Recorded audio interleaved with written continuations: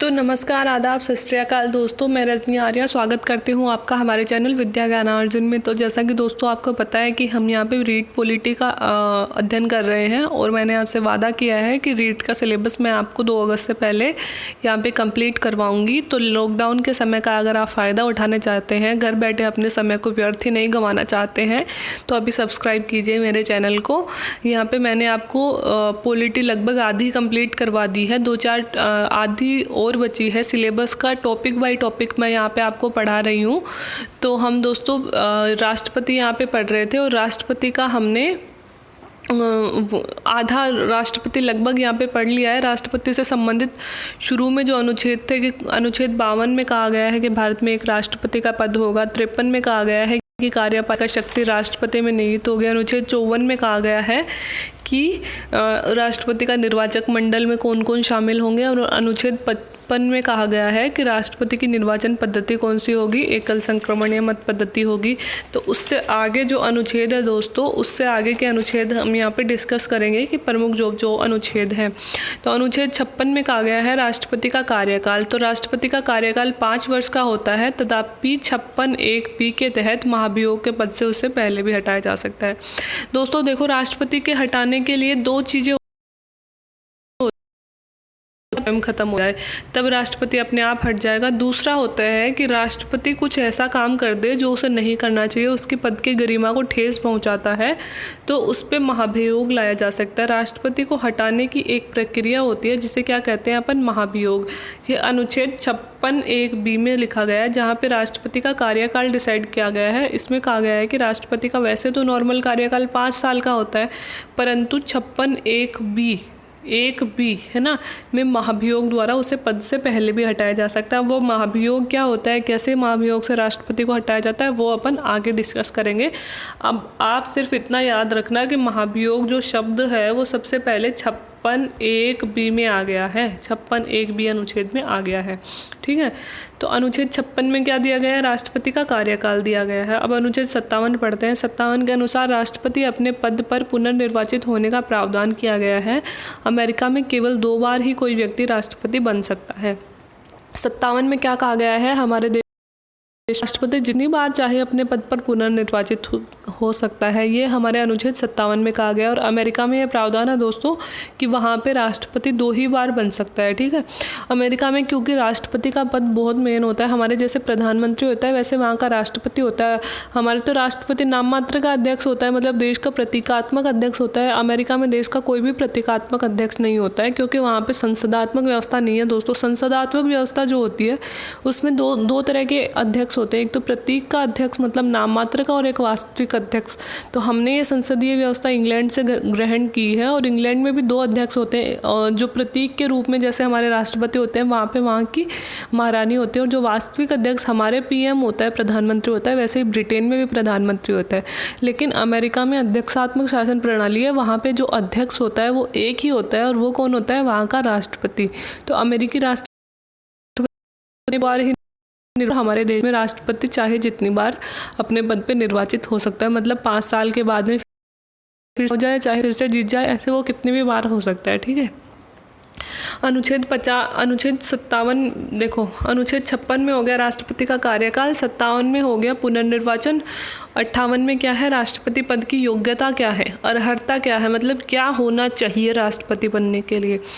सबसे पहले तो वह भारत का नागरिक हो, दूसरी उसकी आयु न्यूनतम 35 वर्ष हो, मतलब 35 वर्ष तो होनी ही चाहिए, 35 वर्ष से ऊपर चलेगी, नीचे नहीं होनी चाहिए। और तीसरी है वह लोकसभा का सदस्य निर्वाचित होने की योग्यता उसमें होनी चाहिए। तो लोकसभा का सदस्य निर्वाचित होने के लिए जो योग्यताएं होनी आवश्यक है वही राष्ट्रपति के निर्वाचन के लिए आवश्यक है, ठीक है। तो ये तो हो गया क्या होना चाहिए, 58 में ये दिया गया है। और 59 में दिया गया है निर्भरता, मतलब क्या नहीं होना चाहिए राष्ट्रपति बनने के लिए। एक तो वह लाभ के पद पर ना हो।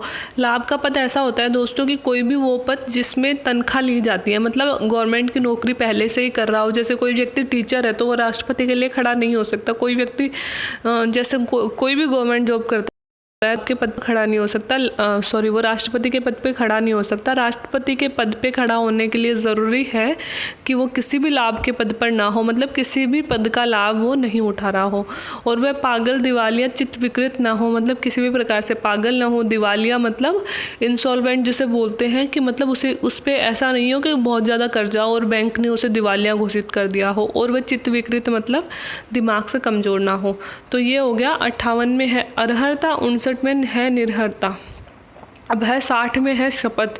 वह भारत के मुख्य न्यायाधीश के समक्ष जनता के कल्याण और संविधान के संरक्षण की शपथ लेता है। तो राष्ट्रपति अपनी शपथ किसके सामने लेता है दोस्तों, ये बहुत इंपॉर्टेंट है। वह मुख्य न्यायाधीश के सामने। मुख्य न्यायाधीश कौन? सर्वोच्च न्यायालय का जो मुख्य न्यायाधीश होता है वह हमारे सारे देश का मुख्य न्यायाधीश कहलाता है। उसके सामने वो अपनी शपथ लेता है। बहुतों बार पूछते हैं राष्ट्रपति शपथ किसके सामने लेता है, तो वह मुख्य न्यायाधीश के सामने शपथ लेता है। और किसकी शपथ लेता है? जनता के कल्याण की, कि हमेशा जनता का कल्याण करूंगा और संविधान का संरक्षण करूंगा, रक्षा करूंगा। तो ये तो हो गए 60 तक। दोस्तों 56 में कहा गया है राष्ट्रपति का कार्यकाल 5 वर्ष का होगा। 57 में कहा गया है राष्ट्रपति अपने पद पे पुनर्निर्वाचित हो सकता है। 58 में उसकी अर्हता दी गई है। 59 में निर्हरता दी गई, और 60 में क्या दिया गया है? शपथ दी गई है 60 में। 61वां बहुत इंपॉर्टेंट है। 61 में जो महाभियोग प्रक्रिया, जो 56(1)(b) में नाम दिया था सबसे पहले, उसे अनुच्छेद 61 में रखा गया है। महाभियोग प्रक्रिया क्या होती है? राष्ट्रपति को हटाने की प्रक्रिया होती है। 5 साल पहले अगर राष्ट्रपति को हटाने की नौबत आए तो किस तरह से हटाएंगे, वो होती है महाभियोग प्रक्रिया। अब देखिए दोस्तों, क्या है महाभियोग प्रक्रिया? राष्ट्रपति को पदच्युत करने की प्रक्रिया होती है, मतलब राष्ट्रपति को अपने पद से पदमुक्त कैसे किया जा सकता है, वो महाभियोग कहलाता है। आधार क्या होता है, मतलब किस आधार पर महाभियोग लाया जा सकता है? एक तो संविधान का अतिक्रमण करने पर, और एक साबित कदाचार होने पर। अतिक्रमण मतलब है संविधान के किसी भी अनुच्छेद का फ़ायदा उठा ले गैर कानूनी रूप से। मतलब कि मान लो जैसे कोई राष्ट्रपति है ना, और राष्ट्रपति का बेटा मान लो किसी का मर्डर या रेप कर देता है ना, तो वो बहुत बड़ा जुर्म हो गया है ना। वो है राष्ट्रपति का बेटा, अब उसमें तो राष्ट्रपति की कोई गलती नहीं है, ठीक है। अब उसे पकड़ लिया जाता है और उसे न्यायालय में ले जाया जाता है। और न्यायालय में क्या होता है? न्यायालय में उसे मृत्युदंड की सज़ा दे दी जाती है उसके बेटे को, राष्ट्रपति के बेटे को। तो राष्ट्रपति के पास में मृत्युदंड को क्षमा करने का अधिकार होता है, क्योंकि राष्ट्रपति के पास में क्षमादान की शक्तियाँ। राष्ट्रपति जिसे चाहे उसकी सज़ा को समाप्त कर सकता है।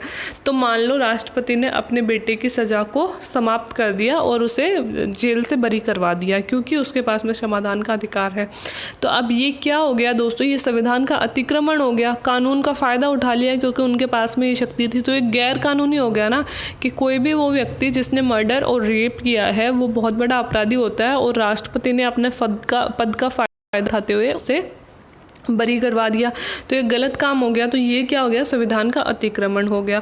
और साबित कदाचार, या फिर राष्ट्रपति के स्वयं के व्यवहार पर ही कुछ ऐसे लांछन लग जाएं जिससे मतलब कदाचार कर ले, मतलब बहुत ज़्यादा गलत कोई आचार कर ले और वो साबित हो जाए, है ना। इसके आधार पर एक तो संविधान की अवहेलना करने पर, और उसके मतलब व्यवहार में कुछ, उसका व्यवहार मतलब कुछ ऐसा गलत काम कर दे जिसके आधार पर। अब ये कहाँ लाया जा सकता है, मतलब संसद के कौन से सदन में लाया जा सकता है? ये संसद के किसी भी सदन में लाया जा सकता है, मतलब राज्यसभा में भी लाया जा सकता है और लोकसभा में भी लाया जा सकता है। अब है किस प्रारूप में लाया जा सकता है? प्रस्तावक सदन में। अब कैसे लाया जाएगा? महाभियोग लाने की प्रक्रिया क्या है? जिस भी सदन में लाया जा रहा है, चाहे लोकसभा में चाहे राज्यसभा में, और जो भी सांसद इसे लेके आ रहा है वो 14 दिन पूर्व सूचना के साथ लिखित रूप में अपने 1/4 सदस्यों के हस्ताक्षर से युक्त लिखित प्रस्ताव के रूप में लाता है। देखो सबसे पहले वह 14 दिन पूर्व, जैसे लोकसभा में लाया जा रहा है तो 14 दिन पूर्व लोकसभा को सूचित करेगा कि हम लोग राष्ट्रपति के खिलाफ एक महाभियोग प्रस्ताव ला रहे हैं, और वो सूचना किस रूप में देगा? 1/4 सदस्यों से लोकसभा के हस्ताक्षर करवाएगा, कागज पे लिख के देता है ना। किसको देगा? ये लोकसभा अध्यक्ष को देगा ये सूचना, ठीक है। तो ऐसे सूचना दे दी सबसे पहले 14 दिन पहले, ठीक है, सदन को सूचना दे दी। फिर पारित कैसे होगा? जो दोनों सदन हैं, लोकसभा और राज्यसभा, पृथक पृथक रूप से अपने विशेष बहुमत से इसे पारित कर देते हैं। तो जिस सदन में लाया जा रहा है पहले उस सदन में पारित होगा ये, कि जैसे मान लो लोकसभा में लाया जा रहा है तो 14 दिन की सूचना के आधार पर ला दिया गया, है ना।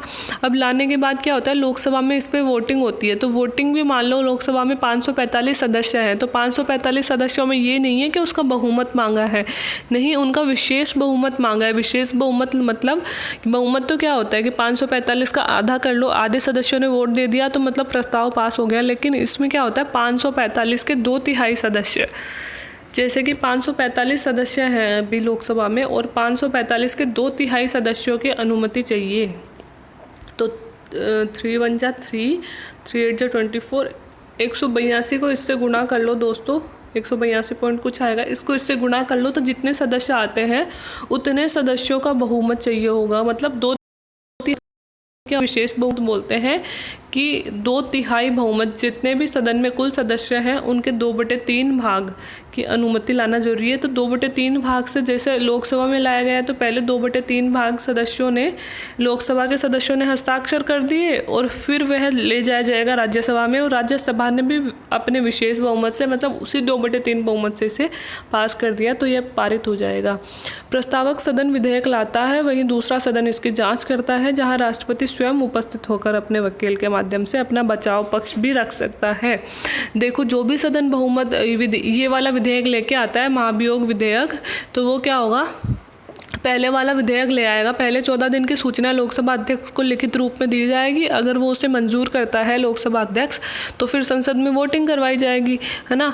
तो एक सदन, जिस सदन में लाया जा रहा है, जैसे लोकसभा में लाया जा रहा है, एक तरफ तो उसमें वोटिंग होती रहेगी और दूसरी तरफ जो दूसरा सदन है जैसे राज्यसभा है वो क्या करवाएगा, इसके अलग से जाँच करवाएगा कि क्या ये प्रस्ताव वास्तव में लाने योग्य था, क्या वास्तव में राष्ट्रपति ने कोई गलत काम किया है। और जब इसकी जाँच होती है तो राष्ट्रपति स्वयं या फिर अपने वकील के माध्यम से सदन में अपने बचाव के लिए तर्क भी रख सकता है कि हाँ, मतलब जो भी बचाव जैसे अपन अदालत में देखते हैं वैसा संसद में हो भी सकता है। अब इसका प्रभाव क्या होगा कि प्रस्ताव पारित होने पर राष्ट्रपति को तत्क्षण अपना पद रिक्त करना होता है तथा पद रिक्त होने पर उपराष्ट्रपति पदभार संभालेगा। नहीं तो भारत का मुख्य न्यायाधीश पदभार संभालेगा और मुख्य न्यायाधीश भी नहीं है, होता है अगर, तो जो भी अन्य न्यायाधीश होता है, जो मुख्य न्यायाधीश से दूसरे नंबर का बड़ा न्यायाधीश होता है वो संभाल लेगा। और फिर दोस्तों अगले 6 माह के अंदर अंदर वोटिंग करवाई जाएगी और नए राष्ट्रपति को नियुक्त किया जाएगा। मतलब अगर महाभियोग प्रस्ताव पास हो जाता है तो उसी क्षण राष्ट्रपति को अपने पद से इस्तीफा देना होता है और पद से इस्तीफा दे देगा तो पद रिक्त होने पर फिर कौन आएगा, उसकी जगह उपराष्ट्रपति पद संभालेगा। मतलब राष्ट्रपति की कुर्सी कभी भी खाली नहीं छोड़ी जाती दोस्तों, क्योंकि वो हमारे देश का सबसे मेन पद होता है, ठीक है। और अगर उपराष्ट्रपति उस वक्त मौजूद नहीं है, अपने पद पर नहीं है, तो कौन होगा, भारत का जो मुख्य न्यायाधीश होगा वह पद संभाल लेगा, ठीक है। और फिर क्या होगा कि अगले 6 माह के अंदर अंदर चुनाव करवाए जाएंगे और नए राष्ट्रपति का चुनाव होगा और फिर से नया राष्ट्रपति अपने 5 साल के लिए, ना कि बचे हुए कार्यकाल के लिए, मान लो कि वो उस राष्ट्रपति ने 3 साल कार्यकाल और 2 साल का बच गया तो अगला राष्ट्रपति 2 साल के लिए चुना जाएगा, नहीं, अगला राष्ट्रपति फिर से 5 साल के लिए ही चुना जाएगा, 5 साल के लिए अपना पद संभालेगा। संसद के सदस्य, अब देखो दोस्तों महाभियोग में भाग कौन कौन लेता है। अब हर चीज़ मैं यहाँ पे लिख नहीं सकती, नोट्स बहुत वाइड हो जाते हैं दोस्तों, इतना टाइम नहीं होता, तो मैं आपको बता देती हूँ कि संसद के जो मनोनीत सदस्य हैं वो राष्ट्रपति के चुनाव में भाग नहीं लेते। हमने पढ़ा था कि राष्ट्रपति के चुनाव में सिर्फ निर्वाचित सदस्य ही भाग लेते हैं, वो मैंने पिछले वीडियोज़ में आपको बता दिया है ना। और निर्वाचित सदस्य ही भाग लेते हैं, मनोनीत सदस्य भाग नहीं लेते। लेकिन जो इनको हटाना होता है, महाभियोग प्रक्रिया होती है, उसमें मनोनीत और निर्वाचित दोनों प्रकार के सदस्य भाग लेते हैं। मतलब संसद के दोनों सदनों के, लोकसभा और राज्यसभा का प्रत्येक सदस्य इसमें भाग लेता है, लेकिन विधानसभा इसमें भाग नहीं लेती। राज्यों का इसमें कोई योगदान नहीं होता राष्ट्रपति को हटाने में, लेकिन विधानसभाएं राष्ट्रपति को बनाने में जरूर वोट दे रही थी, है ना, वोट दे रही थी ना, मैंने पढ़ाया था, लेकिन इनको हटाने में विधानसभाओं का योगदान नहीं होता। तो राष्ट्रपति को कौन हटाता है दोस्तों, दोनों सदनों के सदस्य, है ना। कौन से दोनों सदन, लोकसभा और राज्यसभा, और इनके कौन से सदस्य, निर्वाचित भी और मनोनीत भी दोनों। तो दोस्तों ये हमने इम्पोर्टेंट अनुच्छेद पढ़ लिए राष्ट्रपति से संबंधित। अब अगले वीडियो में हम राष्ट्रपति की शक्तियाँ पढ़ेंगे, थोड़ी सी वाइड है दोस्तों राष्ट्रपति की शक्तियाँ, पर एक वीडियो बहुत मैं एक वीडियो में आपको समझा नहीं सकती, तो अगले वीडियो में हम शक्तियाँ डिस्कस करेंगे राष्ट्रपति की, फिर राष्ट्रपति लगभग कंप्लीट हो जाएगा।